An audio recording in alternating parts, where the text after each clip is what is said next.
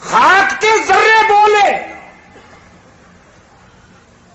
فرمایا ایرتب المحبین علی الارض المجدین۔ الحمدللہ وکفی وسلام علی عبادہ الذین اصطفی، اما بعد۔ اعوذ باللہ من الشیطان الرجیم، بسم اللہ الرحمن الرحیم۔ لقد انزلنا الیکم کتابا فیہ ذکرکم افلا تعقلون۔ وقال النبی صلی اللہ علیہ وسلم اقرأوا القرآن فإنه يأتي يوم القيامة شفيعا لأصحابه، أو كما قال النبي صلی اللہ علیہ وسلم۔ محترم بزرگوں اور دینی بھائیوں، قرآن کریم کی تراویح میں تکمیل کی یہ تقریب ہے اور اس میں ہم جمع ہیں۔ بڑی بابرکت مجلس ہے۔ سب سے پہلے تو جن حافظان نے قرآن کریم میں کو مکمل کیا ہے تراویح میں، ان کو میں مبارکباد دیتا ہوں، وہ مبارکبادی کے مستحق ہیں۔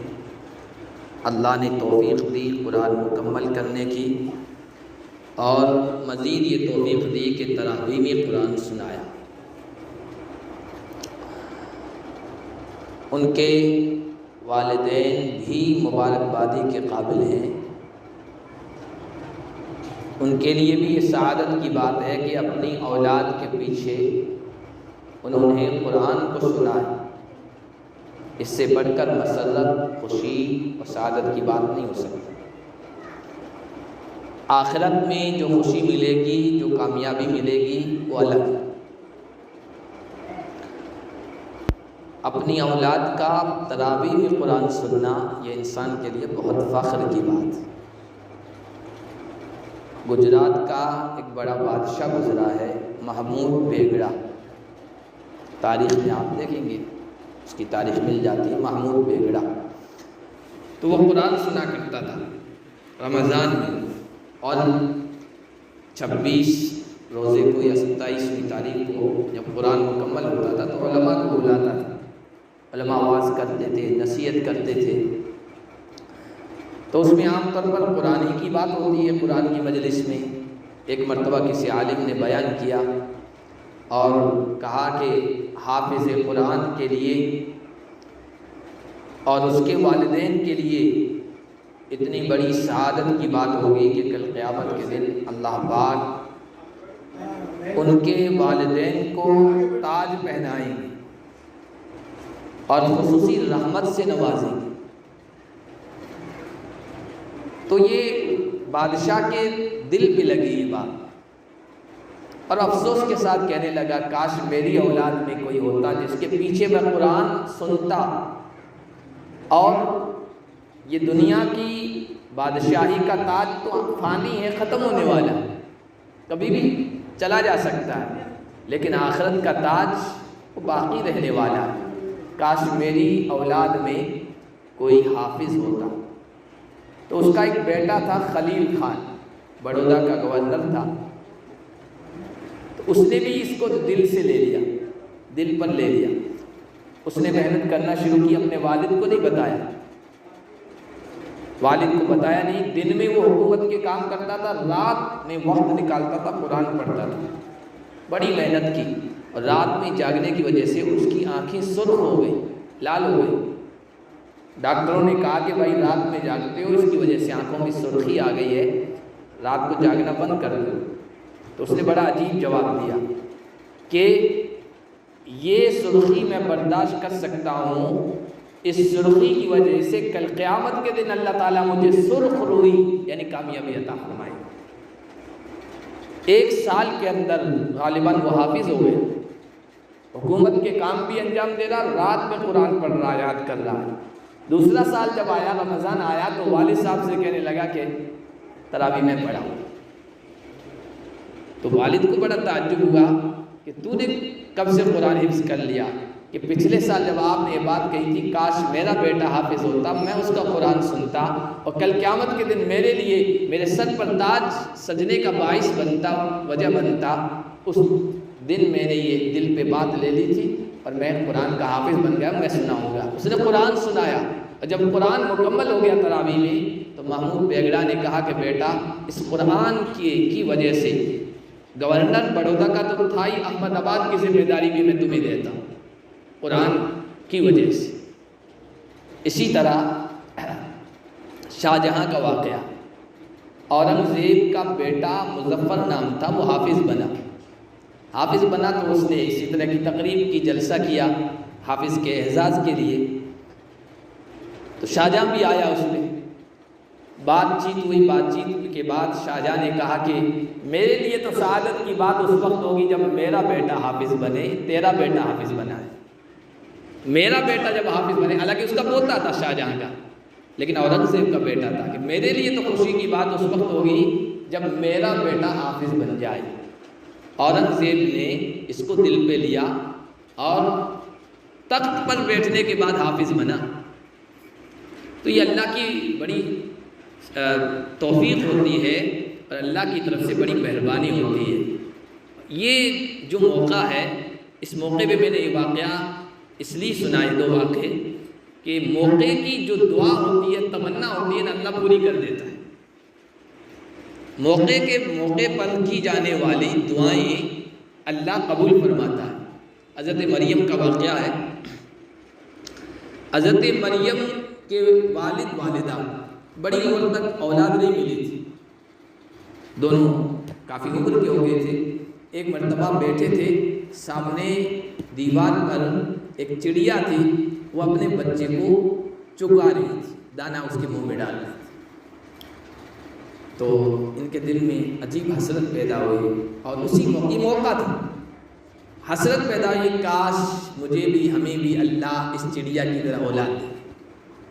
اللہ کو پسند آ گئی ادا، تمنا ظاہر کی، اللہ نے اولاد سے نواز دیا اور اس کے نتیجے میں حضرت مریم پیدا ہوئی جو اللہ کی ولیہ بنی، پھر حضرت مریم سے حضرت عیسیٰ پیدا ہوئی۔ اسی طرح جب حضرت مریم چھوٹی تھی اور وہاں بیت المقدس میں پل رہی تھی، حضرت زکریا آپ کے سرپرست نبی تھے، دعوت کے کام میں چلے گئے، پیچھے کھانے پینے کا انتظام کرنا بھول گئے، اچانک یاد آیا، بھاگتے ہوئے واپس آئے، مریم جس کمرے میں ہوتی تھی اس کمرے میں داخل ہوئے تو دیکھا کہ وہاں پھل فروٹ میوے پڑے ہیں اور موسم کے نہیں، بغیر موسم کے پھل پڑے ہیں۔ کہا کہ یا مریم ورنہ لکی ھذا، مریم یہ کہاں سے آئے، میں نے تو نہیں انتظام کیا، انتظام تو میں کرتا ہوں کھانے پینے کا۔ تو حضرت مریم نے کہا ہوا من عند اللہ کی طرف سے ہی مجھے ملے۔ یہ موقع تھا، ان کے دل کو بات لگی، حضرت زکریا بھی بے اولاد تھے، ابھی تک 80-100 سال کی عمر ہو چکی تھی۔ یہ موقع تھا کہ فوراً ان کے زبان پر اندر کی جو دیری نہ پرانی آرزو تھی نا، وہ انگڑائی لے کر زبان پہ آئی، کہا مولا جو مریم کو بغیر موسم کے پھل دے سکتا ہے وہ مجھ زکریا کو بھی بغیر موسم کے پھل یعنی اولاد دے سکتا ہے، مولا مجھے اولاد عطا فرما۔ موقع تھا اور تیر نشانے پہ لگا، اللہ تعالیٰ سے دعا کی، فوراً عرش کی طرف سے آواز آئی، فنادت الملائکۃ وہو قائم یصلی فی المحراب، فرشتہ نہیں، فرشتوں کا پورا ڈیلیگیٹ آیا، ملائکہ پوری جماعت آئی کہ جاؤ خوشخبری سناؤ میرے بندے زکریا کو کہ تمہارے بھی اولاد ہوگی، بیٹا ہوگا، یحییٰ اس کا نام ہم بتاتے ہیں، اور آگے چل کر نبی بھی ہوگا، نیک بھی ہوگا۔ موقع کی دعائیں قبول ہوتی ہیں، تو یہ موقع ہے، آپ بھی میں بھی اسی طرح کی تمنا اللہ کے سامنے ظاہر کر دیں، اللہ ہماری اولاد کو، ہمارے پوتوں کو بھی حافظ بنا دے گا انشاءاللہ۔ کتنی دیر بعد کر دیا؟ قرآن کریم کا یہ مہینہ ہے، اور کوئی آنا تو باقی نہیں ہے نا، نہیں آنا باقی تو میں مختصر کر دوں گا، پھر دعا ہو جائے۔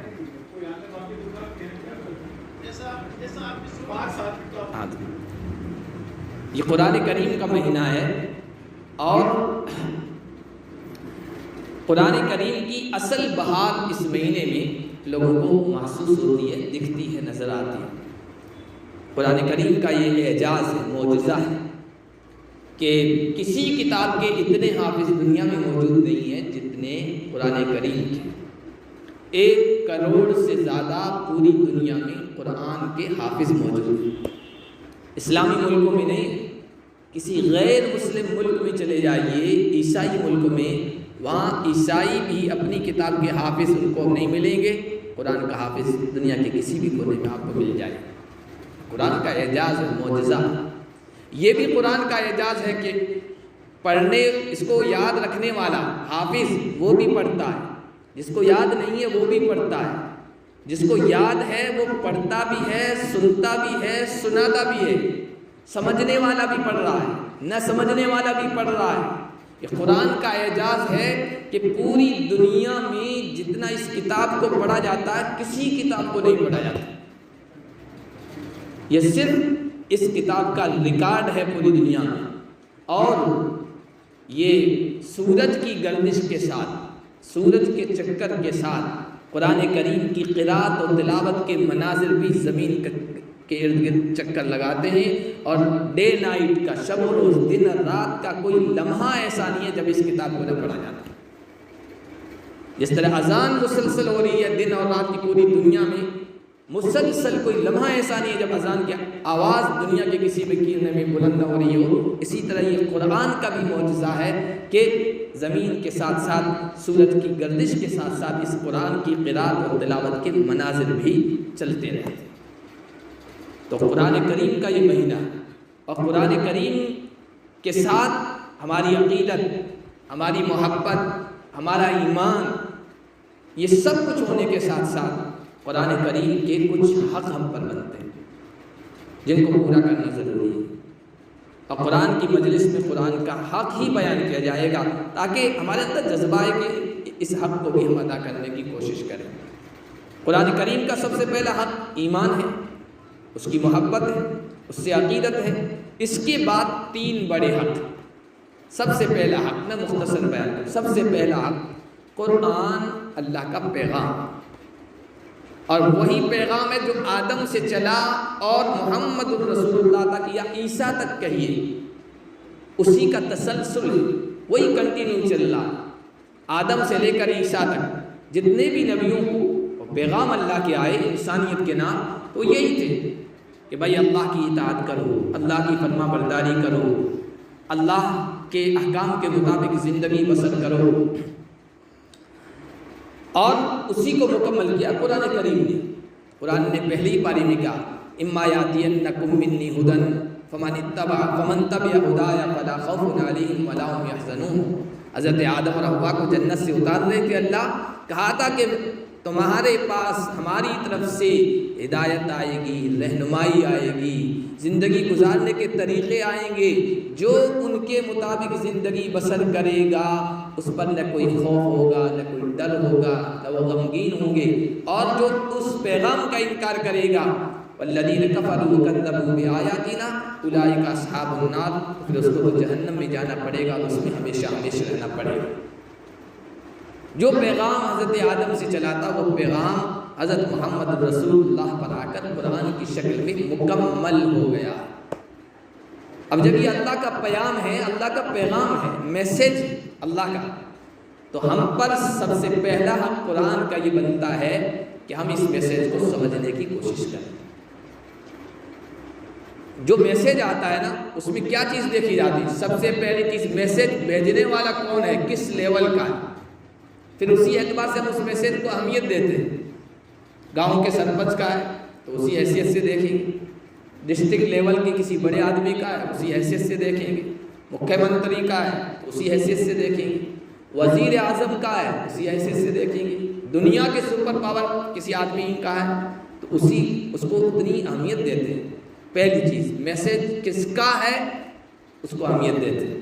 پھر یہ کہ لانے والا کون ہے، واسطہ کون بن رہا ہے، کوئی گرا پڑا آدمی لایا یا کوئی معزز آدمی لایا ہے، اس کو بھی دیکھا جاتا ہے۔ تو قرآن کس کا میسج ہے؟ ہم سب کے پیدا کرنے والے خالق و مالک کا میسج ہے۔ آپ اندازہ لگائیے کتنا اونچا ہے۔ اور لانے والے کون ہیں؟ محمد رسول اللہ صلی اللہ علیہ وسلم۔ تو پھر اس میسج کو اہمیت بھی اتنی ہی دینی چاہیے، اس کو سمجھنے کی کوشش کرنی چاہیے۔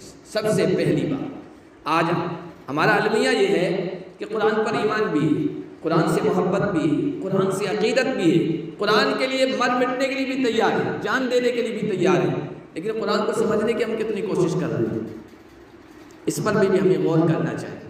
سب کچھ کر رہے ہیں وہ بھی ٹھیک ہے، لیکن اس سے زیادہ اس کی اہمیت ہے کہ اللہ ہم سے کیا کہہ رہا ہے۔ حضرت حسن بصری فرمایا کرتے تھے یہ جو قرآن ہے، قرآن کی آیتیں ہیں نا، یا سائل ربکم، یہ تمہارے رب کے میسج ہے، یہ تمہارے رب کے میسج ہیں، اس کو سمجھنے کی کوشش کرو کہ رب ہمیں کیا میسج دے رہا ہے۔ نمبر 1۔ نمبر 2، سمجھنے کے بعد اس پر عمل کرنا، یہ قرآن کا دوسرا حق۔ حضرت عمر بن خطاب کی خوبیوں میں ان کے سوانح نگاروں نے لکھا کہ کان وقافا عند کتاب اللہ، اللہ کی کتاب کا کوئی فیصلہ آ جاتا تھا تو بس اس وقت وہاں رک جایا کرتے تھے۔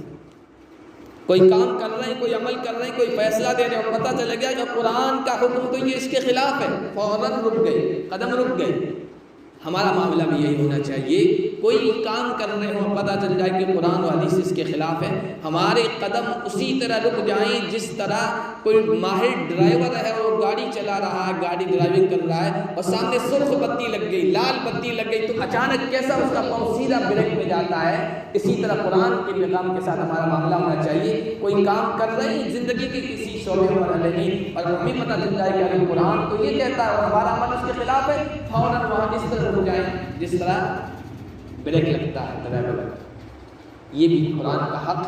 اور تیسرا جو ہے وہ یہ ہے کہ ہم قرآن کا پیغام دوسرے لوگوں تک پہنچانے کی کوشش کریں، اس میں بھی ہماری کوتاہی ہے۔ حضور نے فرمایا تھا یہ قرآن حجت بنے گا تمہارے حق میں یا تمہارے خلاف، یہ دلیل بنے گا، کل یہ استغاثہ دائر کرے گا، مقدمہ دائر کرے گا، یا تو تمہارے خلاف ہوگا یا تمہارے حق میں ہوگا۔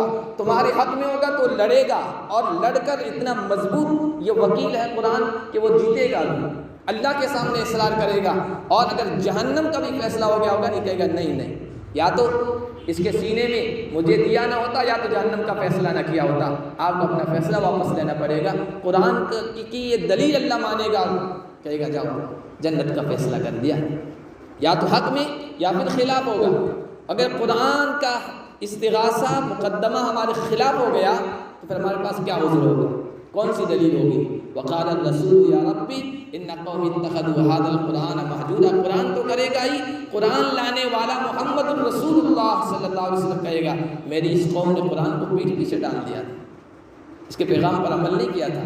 تو قرآن کے پیغام پر عمل کرنے کے بعد قرآن کے پیغام کو انسانیت تک پہنچائیں، یہ بھی ہمارا فریضہ ہے، یہ بھی ہماری ذمہ داری ہے۔ ہم بھی کنڈلی بن کے قرآن پہ بیٹھے ہیں، جو سانپ کو کہتے ہیں نا کہ کوئی خزانہ ہوتا تو سانپ بیٹھا ہوتا، دیکھا تو نہیں لیکن مسل مشہور ہے، کنڈلی جما کے قرآن پہ بیٹھے ہیں، قرآن پر ہمارا ہی حق ہے۔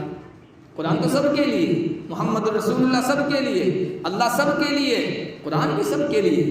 اسی لیے لوگ پوچھتے ہیں قرآن غیر مسلموں کو دینا جائز ہے یا نہیں؟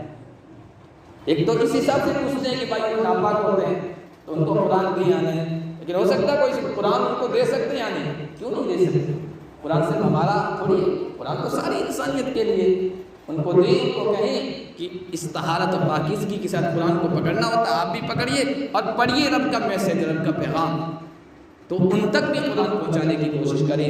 اگر ایسا نہیں کریں گے تو پھر کل قرآن ہمارے خلاف کھڑا ہوگا، اور قرآن کسی کے خلاف کھڑا ہو گیا تو ابھی میں نے کہا تو بہت مضبوط وکیل ہے، مضبوط وکیل ہے، وہ اگر سامنے کھڑا ہو گیا سب فیل ہو جائیں گے، سب ہار جائیں گے، وہ اس کا مقدمہ وہ کامیاب ہو۔ اللہ ہم سب کی حفاظت فرمائے، قرآن کو ہمارے حق میں حجت و دلیل اور وکیل بنائے، ہمارے خلاف نہ بنائے، اور ہم سب کو اس مبارک مہینے میں بھی اور باقی 11 مہینوں میں بھی قرآن سے اسی طرح لگا ہوا تعلق نصیب فرمائے۔